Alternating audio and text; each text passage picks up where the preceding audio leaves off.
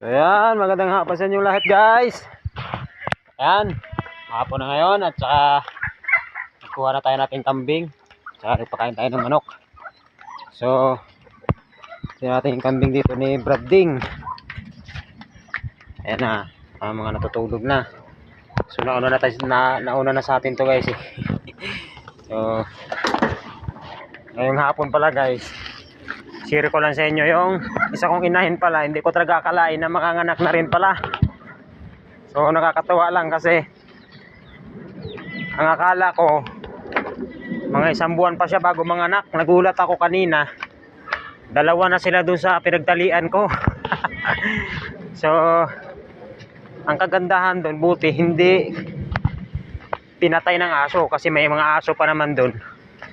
So ipapakita ko lang sa inyo guys kasi siyempre masaya lang. So ayan yung nanganak kahapon guys. Ayan o, ayan yung anak niya. So kanina ito naman yung nanganak na isa. Ayan, ngayong hapon lang to guys. Ayan o, oh, ayan, kulay brown yun din yung anak niya, manang-mana sa nanay. Ayan, ayan. So hindi ko talaga akalain na mga anak na to. Buti na lang hindi tinatay ng aso kasi yung pinagtalian ko sa kanila kanina guys, yung pinagtalian ko doon dinali yung anak nito. Ayan, anak nito.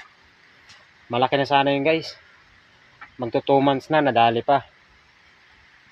Kaya yung mga aso ng kapitbahay ang tumitira. Marami na sana to guys, kasi yung namamatay dito na kambing 3 na. Ang namatay noon isa nito, yan, anak nito, tsaka ito, anak niyan, at saka yung isa kay Brading naman, dinali din ng aso.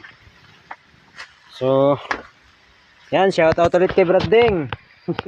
Kasi yung kanyang mating, ayan o, plastic mating niya, nilatag ko ulit kasi nga kanina nung wala niyan guys, nako nadali, lumulusot yung paa niya, muntik mapilayan. Buti na lang maraming dala si Brading dito na plastic matting. Yan, gamitin muna natin habang maliliit pa sila, kasi pag lumaki naman yan guys, hindi na yung lulusot yung paa nila dyan. So yun, ang antay